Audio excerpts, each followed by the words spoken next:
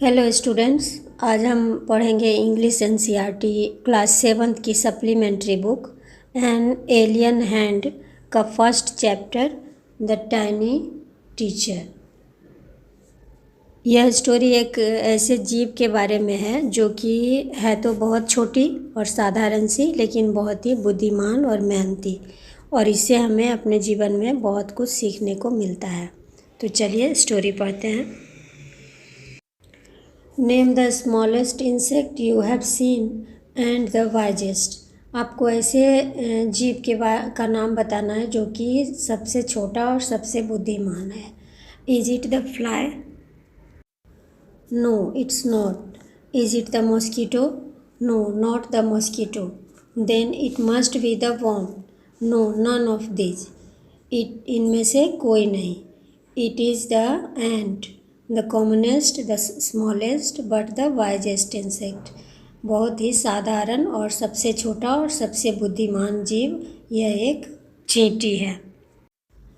The story of an ant's life sounds almost untrue. चींटी की कहानी लगभग असत्य सी लगती है। साउंड्स का मतलब यहाँ पे लगना होगा, और साउंड्स ऑलमोस्ट अनट्रू, लगभग असत्य सी लगती है। But people have kept ants as pets and have watched their daily behaviour closely. लेकिन लोगों ने इसे एज ए पेट रखा है और इसके डेली बिहेवियर का नज़दीकी से वॉच किया है। So we know a number of facts about this tiny hard working and intelligent creature. इसलिए हमें इस छोटे से बुद्धिमान और मेहनती जीव के बारे में बहुत सारे फैक्ट्स, तथ्य मालूम है। An ant uses its feelers or antenna to talk to other ants by passing messages through them. एक चींटी दूसरे चींटी से बात करने या मैसेज देने के लिए फीलर्स का इस्तेमाल करती हैं। फीलर का मतलब ये चींटी का जो ये लंबा वाला पार्ट होता है, इसको फीलर बोलते हैं, antenna. Watch a row of ants moving up or down the wall. Each ant greets all the others coming from the opposite direction by touching their feelers. दीवार पे चींटियों के कतार को ऊपर से नीचे और नीचे से ऊपर जाते हुए ध्यान से देखो। प्रत्येक चींटी अपोजिट डायरेक्शन से आने वाली चींटियों का फीलर से टच करते हुए ग्रीट करती हैं। There are many kinds of ants. The commonest among them are the black or red ones. बहुत प्रकार की चींटियाँ होती हैं, उनमें से सबसे कॉमन जो है वो रेड एंड ब्लैक होती हैं। We have seen them since we were children, but haven't paid enough attention to them. हमने इन्हें बचपन से देखा है, लेकिन कभी भी ध्यान नहीं दिया। Where do they live? In their comfortable homes called nests or ant hills. Each has hundreds of little rooms and passages. In some of these rooms, the queen ant lays eggs. Others are nurseries for the young ones, called grubs. उनका एक आरामदेह घर होता है जिसे nest या एंट hills कहते हैं। प्रत्येक घर में सैकड़ों छोटे छोटे कमरे एंड पैसेजेस होते हैं। पैसेजेस मतलब आने जाने का रास्ता। कुछ कमरों में रानी चींटियाँ अंडे देती हैं, दूसरे कमरों में नर्सरीज होती हैं यंग वंस के लिए। ग्रब्स का मतलब यहाँ अंडे से बाहर आने पर कीट की प्रथम अवस्था होती है, जिसमें वह छोटा मोटा और सफ़ेद होता है। You can say it larva. Workers have their reserved quarters. They spend most of their time searching for food. Some rooms serve as storehouses for this food. सभी वर्कर के रिजर्व क्वार्टर होते हैं। वे अपना अधिकांश समय खाना इकट्ठा करने में बिता देते हैं। कुछ कमरों को स्टोर के रूप में यूज किया जाता है खाना इकट्ठा करने के लिए। And soldiers have separate barracks. No workers has ever tried to live in a soldier's house, No soldiers has ever gone out searching for food.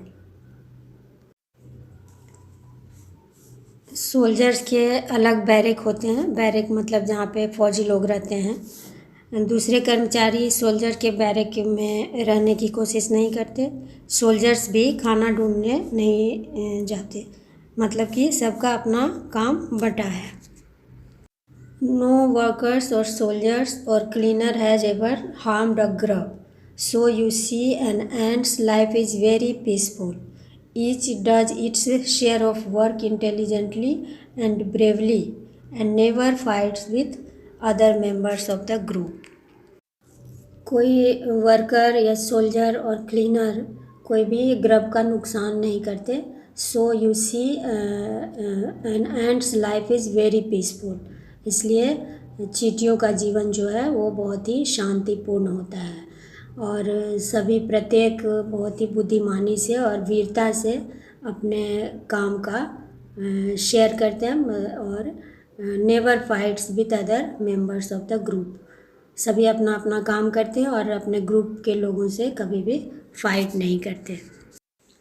The queen is the mother of the entire population of the colony. Colony के पूरे population की mother होती है queen चींटी। It lives for about 15 years. इसका जीवन जो है वो 15 सालों का होता है। It has a pair of wings. इसके एक पंख होते हैं, एक जोड़ा। But bites them off after its wedding flight. लेकिन वेडिंग फ्लाइट के बाद, शादी की उड़ान के बाद ये अपना पंख जो है वो काट देती हैं। This flight takes place on a hot summer day. यह जो उड़ान होती है इनकी वो समर डे को होती है।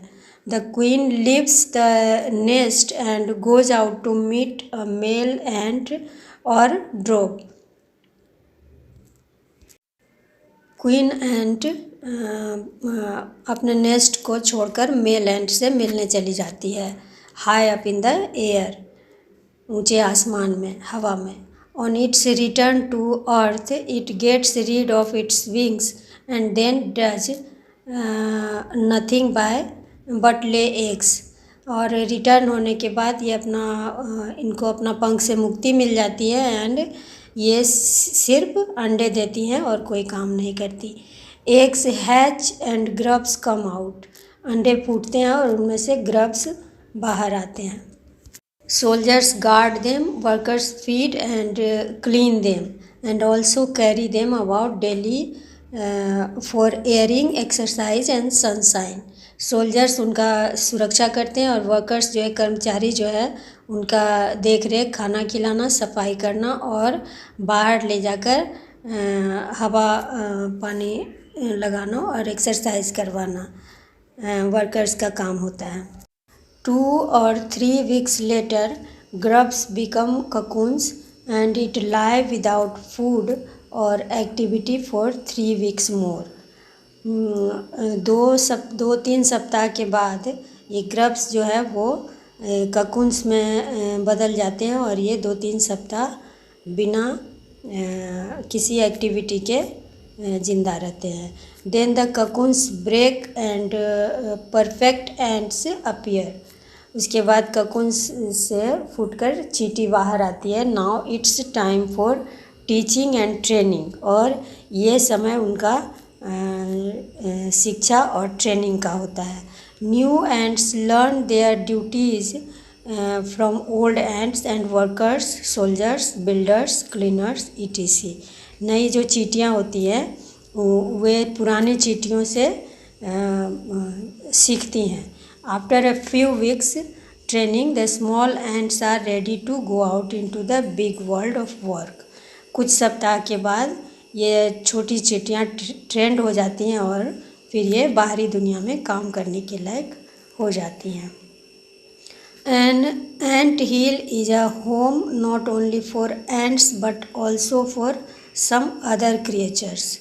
Beetles, lesser breeds of ants and the green fly. An ant एंट हिल जो है सिर्फ चींटियों के लिए नहीं होता, यहाँ पे ब्रिटल्स, लेजर ब्रीड्स और of ants and the green flies भी अलाउड होती हैं। Why do ants want this alien creatures to live in their nest? चींटियाँ इन सब जीवों को क्यों अलाउ करती हैं? फॉर सेवरल रीजन्स, कुछ कारण हैं। Some give off smell pleasant to the ant senses, कुछ जो है वो प्लीजेंट स्मेल छोड़ती हैं चींटियों के लिए। अदर्स गिव स्वीट जूसेस, दूसरी जो चींटियाँ होती हैं वह स्वीट जूसेस देती हैं। And some are just pets और play things like cats and dogs to human beings, और कुछ जो है वो पेट की तरह रखी जाती है, जैसे ह्यूमन में कुत्ते बिल्लियाँ बच्चों के खेलने के लिए रखी जाती हैं ना, उसी तरह। The green fly is the ant's cow, green fly चींटियों की गाय होती है। The ants train it to give honey dew like milk with a touch of their antenna, चींटियाँ हनी ड्यू देने के लिए उन्हें ट्रेन करती हैं। They milk it just as we milk the cow, जिस प्रकार हम गाय से दूध निकालते हैं उसी तरह ये दूध देती है। Have humans learned as much as ants have, क्या ह्यूमन्स में इतनी बुद्धि है, इतनी जानकारी है जितनी कि चींटियों को है? Perhaps they have but they haven't put their learning to good use, शायद है, शायद जानकारी है ह्यूमन्स को, लेकिन उन्होंने इसे अच्छे कामों में नहीं लगाया है। They may still learn a few things from this tiny teacher, hard work, sense of duty and discipline, cleanliness, care for the young ones, and above all a firm loyalty to the land where they live. अभी भी हम इस tiny teacher से बहुत कुछ सीख सकते हैं, जैसे कि मेहनत करना, शिष्टाचारी और कर्तव्य, सफाई, बच्चों की देखरेख और इससे बढ़कर कर्तव्य निष्ठा उस जगह, उस राष्ट्र के प्रति जहाँ की हम रहते हैं। लेखक ने चींटियों की कहानी के द्वारा हमें बहुत बड़ा संदेश देने की कोशिश की है। होप आपको कहानी समझ आई होगी। Thanks for watching. वीडियो पसंद आए तो please like, subscribe and share. मिलते हैं नेक्स्ट वीडियो में।